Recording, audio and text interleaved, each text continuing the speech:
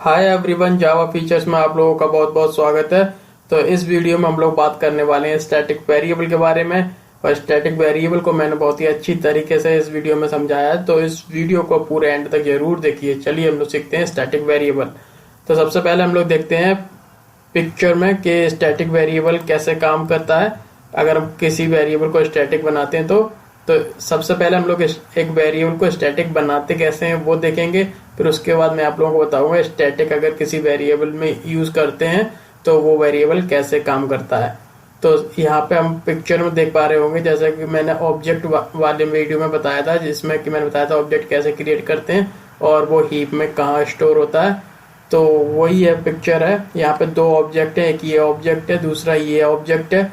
तो यहाँ पे दो ऑब्जेक्ट है, इसमें ये नॉन स्टैटिक वेरिएबल है और ये वाला वेरिएबल मैंने यहाँ पे स्टैटिक यूज कर रखा है। तो ये स्टैटिक यूज कर रखा है, तो ये क्लास एरिया में स्टोर होगा। तो क्लास एरिया में अगर ये स्टोर हो गया, इसका मतलब ये हुआ जो ये दो ऑब्जेक्ट हैं ये दोनों सेम ही वैल्यू को शेयर करेंगे। लाइक BBPS स्कूल नेम है, तो दोनों ऑब्जेक्ट के थ्रू अगर हम स्कूल नेम को प्रिंट कराएंगे तो वो BBPS ही प्रिंट करेगा। तो हम इसको एक प्रोग्राम के थ्रू देखते हैं प्रैक्टिकल वे में ये कैसे काम कर रहा है, जो जिससे कि आप लोगों को यकीन हो जाए कि जैसा कि बताया वैसा काम कर रहा है या नहीं। तो सबसे पहले हम लोग एक क्लास बनाते हैं। मेन क्लास बना लेता हूं, जैसे कि मैं सारे प्रोग्राम में बनाता हूं जिसमें मेन मेथड रखता हूं। मेन क्लास बना ली मैंने एक, और यहाँ पे एक मेन मेथड क्रिएट करता हूँ शॉर्टकट के थ्रू। यहाँ पे मैंने मेन मेथड क्रिएट कर दिया और एक क्लास बनाता हूँ स्टूडेंट क्लास। यहाँ पे एक स्टूडेंट क्लास बनाता हूँ और इसमें देखते हैं कौन से वाला रोल नंबर एंड मार्क्स दो वेरिएबल लेता हूँ इंटीजर टाइप के, integer roll number int marks. मैंने दो वेरिएबल ले लिया और एक स्टैटिक वेरिएबल लेता हूँ, उसका नाम है स्कूल नेम। उसको कैसे यूज करेंगे, स्टैटिक कीवर्ड मैंने यूज किया और ये स्ट्रिंग टाइप का लिया, स्कूल नेम उसका नेम ले लिया और इसको मैं शुरू में ही इनिशियलाइज कर देता हूँ इसको, लाइक BBPS मैंने इसका नाम रख दिया ये। ओके, तो इसके बाद मैं अब स्टूडेंट क्लास का ऑब्जेक्ट बनाता हूँ। स्टूडेंट टू न्यू स्टूडेंट का मैंने ऑब्जेक्ट एक क्रिएट किया। इस ऑब्जेक्ट में इसका नाम student1 रख देता हूँ मैं, और इस रेफरेंस वेरिएबल थ्रू इस ऑब्जेक्ट में क्या करता हूँ मैं, रोल नंबर में कुछ वैल्यू डाल देता हूँ लाइक 1, और student1 डॉट मार्क्स में भी कुछ वैल्यू डाल देता हूँ लाइक 300 मार्क्स मैंने इसको असाइन कर दी है। And student1 dot school name, इसका स्कूल नेम मैं कुछ डाल देता हूँ। इसको बाय डिफ़ॉल्ट तो मैंने यहाँ पे BBPS असाइन कर रखा था, बट मैं यहाँ पे कुछ भी असाइन कर देता हूँ, like school name PTU assign कर देता हूँ। ओके, अब एक ऑब्जेक्ट और क्रिएट करता हूँ जिससे आपको पता लगेगा, जैसे कि मैंने यहाँ पे दो ऑब्जेक्ट बनाए थे और इसमें वैल्यू दोनों सेम शेयर करेंगे अगर स्टैटिक वेरिएबल यूज कर रखा। तो मैं इसको कॉपी कर लेता हूँ पूरे एज इट इज और यहाँ पे पेस्ट करता हूँ और यहाँ पे वेरिएबल का इसका नाम चेंज कर देता हूँ 2, और यहाँ पे भी इसका नाम डाल दिया ये, और मैं यहाँ पे कर देता हूँ GTU। अब मैंने क्या करा, इस स्कूल नेम जो प्रॉपर्टी है स्कूल नेम ये बिलोंग करेगी क्लास को। तो ये क्लास एरिया में ये वाली इंसर्ट हो जाएगी। तो इसमें मैं जो सबसे बाद में असाइन करूँगा वो वाली अवेलेबल रहेगी। ठीक है, तो वो वाली अवेलेबल कैसे रहेगी, अगर मैं यहाँ पे प्रिंट करके देखता हूँ, अगर लाइक student2 के थ्रू अगर मैं प्रिंट कराता हूँ, सबसे पहले मैं 1 के थ्रू कराता हूँ, स्कूल1 डॉट रोल नंबर, और यहाँ पे लिख देता हूँ रोल नंबर, और यहाँ पे इसको कॉपी पेस्ट कर लेता हूँ। इसकी मैं तीनों प्रॉपर्टी करा देता हूँ जिससे कि आप कंफ्यूज ना हो। रोल नंबर और यहाँ पे मार्क्स कर दिया मैंने प्रिंट, और यहाँ पे लिख दिया मार्क्स और यहाँ पे ये करा मैंने, स्कूल नेम प्रिंट कराता हूँ और यहाँ पे भी लिख देता हूँ एक स्कूल नेम। ठीक है, उसके बाद ये तो हो गई स्टूडेंट 1 की। यहाँ पे अगर मैं फॉर्मेट करके प्रिंट करा दूँ स्टूडेंट 1 डिटेल, ये होगी स्टूडेंट 1 की डिटेल। अब सेम मैं अगर कॉपी पेस्ट कर देता हूँ और स्टूडेंट 2 की डिटेल प्रिंट करा लेता हूँ, स्टूडेंट 2 लिख देता हूँ यहाँ पे, और यहाँ पे इसका नाम को कॉपी पेस्ट कर देता हूँ यहाँ पे, स्टूडेंट 2 स्टूडेंट 2 स्टूडेंट 2। अब देखते हैं इसका क्या प्रिंट कराता है ये। राइट क्लिक करके मैंने रनेस पे जाके इसको रन कर दिया। देखिए 1 मैंने यहाँ पे 1 असाइन किया था, 300 मार्क्स असाइन किए थे। नाम इसका क्या रखा था, GTU। ठीक है, नाम रखा था इसका, यहाँ पे PTU रखा था।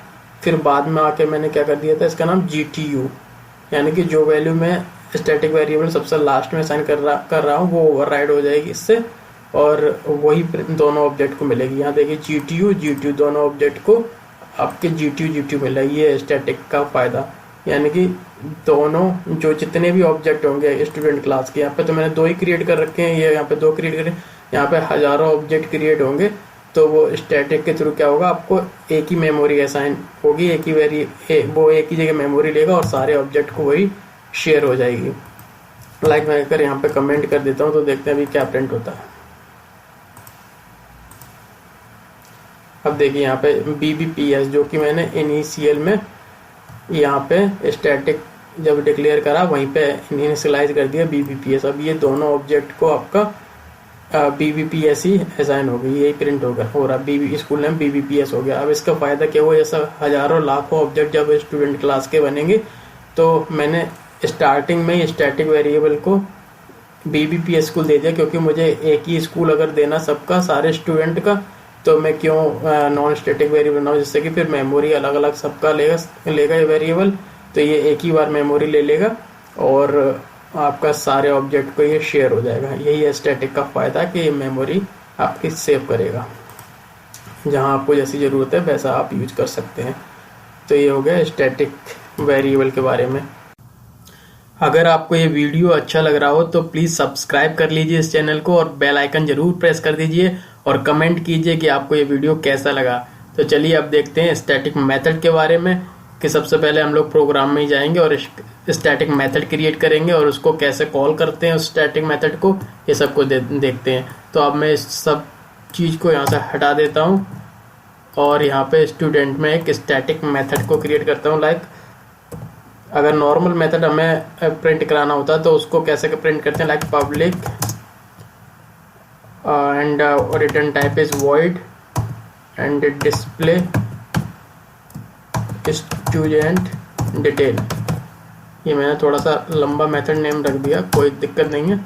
और यहाँ पे प्रिंट करा देता हूँ, लाइक इसकी डिटेल प्रिंट करा देता हूँ स्टूडेंट की, जो कि मैंने पहले कराई थी। तो यहाँ पे कैसे कराऊंगा, s/system.out.println, और यहाँ पे रोल नम यहाँ पे प्रिंट करा देता हूँ, और यहाँ पे दिस डॉट, यहाँ पे दिस नहीं भी लगाएंगे अभी तो चल जाएगा आपको, रोल नंबर। और यहाँ पे मैं इसको कॉपी पेस्ट कर लेता हूँ और यहाँ पे वेरिएबल के नाम चेंज कर दूंगा। यहाँ पे मार्क्स अगर प्रिंट कराता हूँ तो ये हो जाएंगे।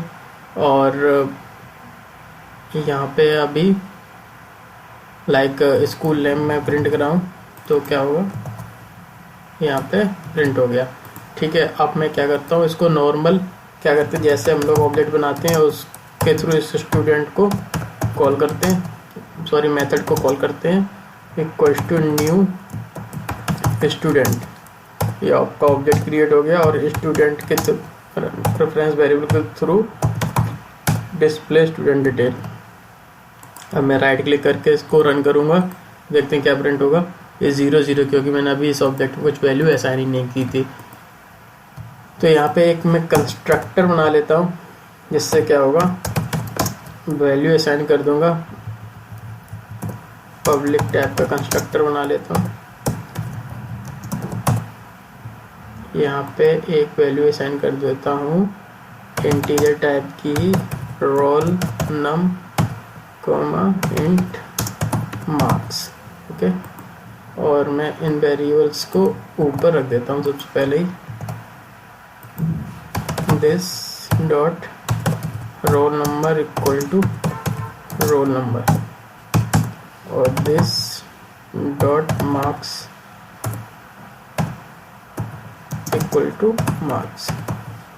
ये आपका मैंने असाइन कर दिया। ठीक है, आप देखते हैं यहाँ पे मैंने जब ऑब्जेक्ट क्रिएट करा तो मैं इसको 1,400 असाइन कर दिया। 1 ये आपका रोल नंबर है एंड मार्क्स इज द 400। ये इसमें इसके थ्रू असाइन हो जाएंगे। अगर आपने कंस्ट्रक्टर वाला वीडियो नहीं देखा तो उसको देख लीजिए, आपको समझ में आ जाएगा। वैसे यहाँ पे भी समझना कोई मुश्किल नहीं है। आप यहाँ पे जो रोल नंबर आया और इस रोल नंबर के थ्रू इस इंस्टेंस वेरिएबल में ये वैल्यू असाइन होगा। दिस इसलिए यूज़ किया है मैंने यहाँ पे क्योंकि ये रोल नंबर जो इंस्टेंस वेरिएबल वाला है और जो लोकल वेरिएबल है दोनों सेम नेम के हैं।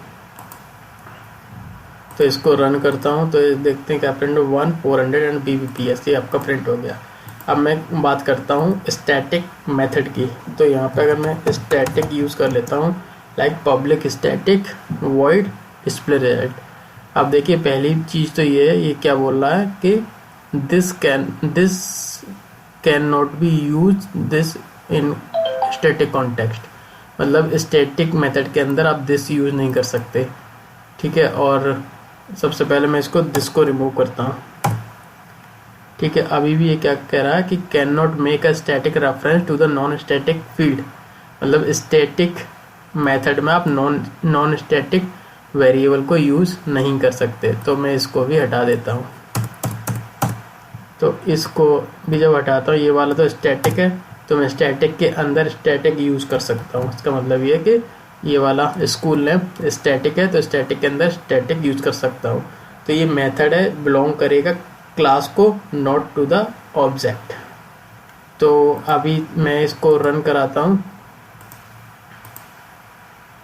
ये BBPS प्रिंट हो गया। अब मैंने ये स्टैटिक यूज़ कर रखा है तो इस मेथड को अगर मैं कॉल कराना चाहूँ, अभी तो मैंने इसको ऑब्जेक्ट के थ्रू कॉल कर रखा है।